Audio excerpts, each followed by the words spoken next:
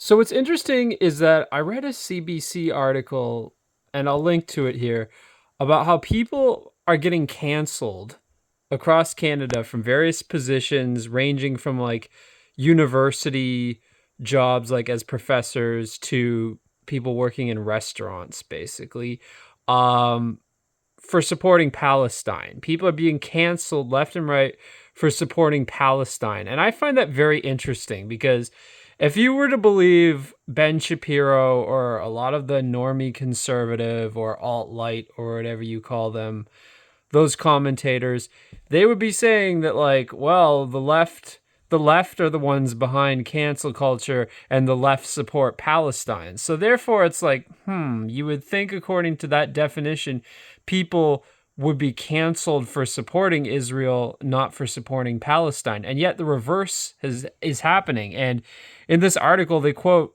lawyers as saying lots of people across Canada are being canceled for supporting Palestine, but nobody is being canceled for supporting Israel. And I find that very interesting because it's like, hey, if the left are the ones doing the canceling and the left are the ones who support Palestine, then why is it that the other side, like the people who, like, why is it that the people who support Palestine are the ones being canceled and not the other way around? It's very confusing until you realize, the same demographic that makes up the state of Israel is also the demographic that's largely behind pretty much every major, like, socially leftist, socially liberal movement of the 20th century. And then you start realizing why. Because it's like, no matter what the grassroots left believes, the pro-Palestinian grassroots left, they're not the ones who are actually in charge of all this shit, and they're not the ones who determine who gets canceled and who doesn't. Who determines it? Apparently Big Shlomo does, and that's one thing that a lot of these leftists need to start realizing.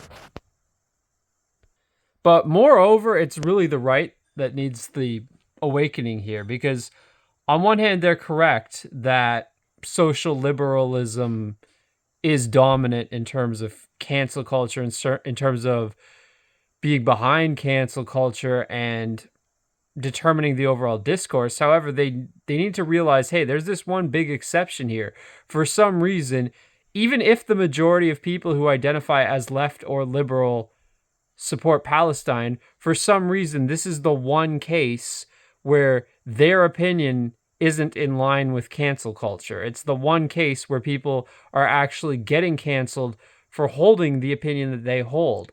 And when the right, like, how do mainstream right wingers not see this exception? How do they not see this as being an exception and realize, hey, it's not the pro-Palestinian people who really hold the power in society? Because if they did, then why are the pro-Palestinian people the ones getting canceled? Like, I mean, in Canada and, like, potentially even US, I would guess, in many European countries, you could be charged with hate speech for supporting Palestine too much.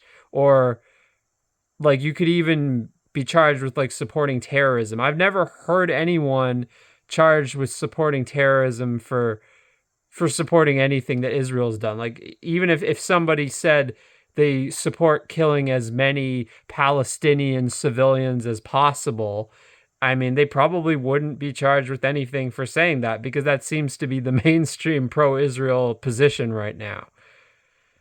So again, like, who really holds the power in society here? That's my question for these people who are complaining about cancel culture. It's like, well, who's getting canceled here? It's not the it's not the pro-Israel people who are getting canceled. It's the pro-Palestine people, and that's what should really start waking up these normie cons, these alt-lighters, and make them think, hey, wait a second. Who really holds the power in this whole debate?